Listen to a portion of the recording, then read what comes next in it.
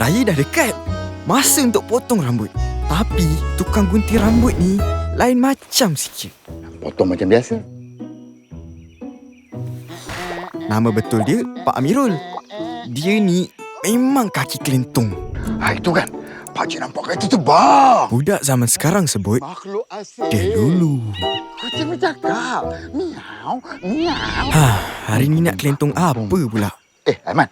Raya nanti, jangan lupa datang rumah pakcik tau. Ada tetamu-tetamu hebat.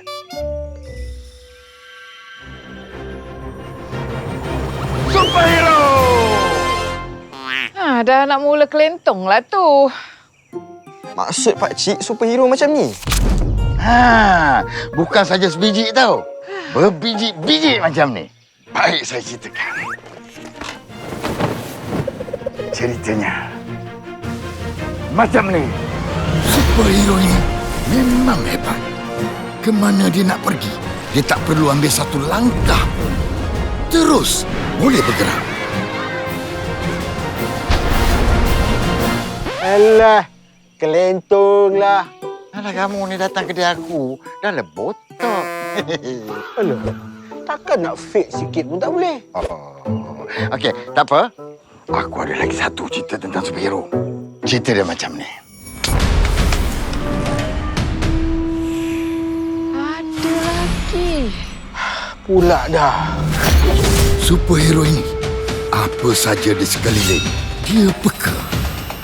Apa saja gerakan atau ancaman, dia boleh rasa.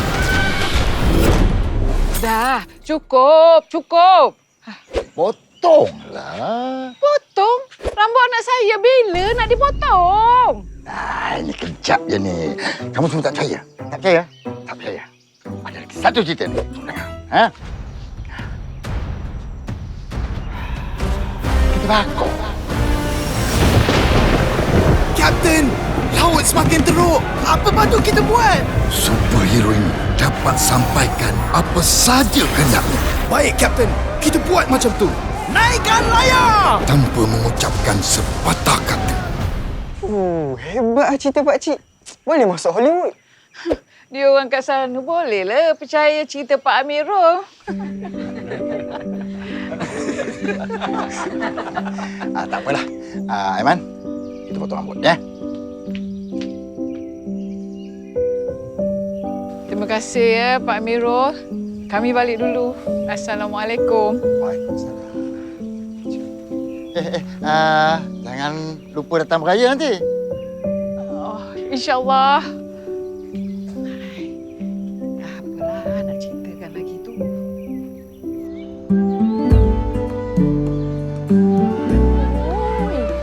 Meriahnya. Fida, Assalamualaikum. Selamat Raya. Pak Amirul mana? Pak Mirul ada kat sana tu. Tengah layan kawan-kawan dia. Itu kawan-kawan dia? Diorang tu dah lama kenal. Setiap tahun mesti datang beraya. Superhero ini memang hebat. Kemana dia nak pergi, dia tak perlu ambil satu langkah pun. Superhero ini, apa saja di sekeliling, dia peka. Superhero ini dapat sampaikan kehendaknya tanpa sepatah kata.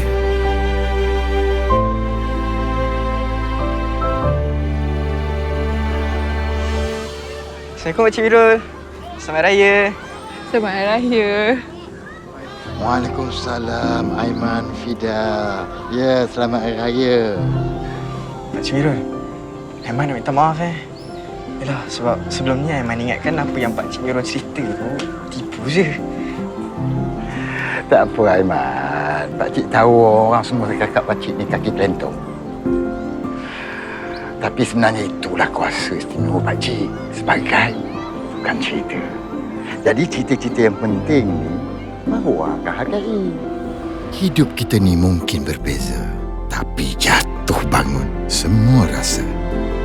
Pakcik percaya yang kebaikan dan ketabahan itu ada dalam setiap insan. Walaupun tak selalu terlihat.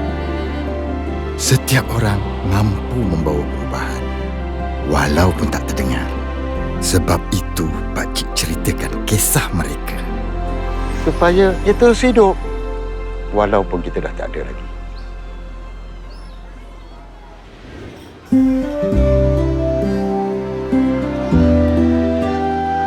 Aiman sedar Pak Delulu sebenarnya bukan kaki kelentong.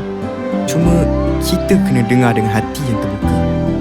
Superhero bukan saja wujud dalam komik atau wayang, tapi di sekeliling kita dan dalam diri kita sendiri.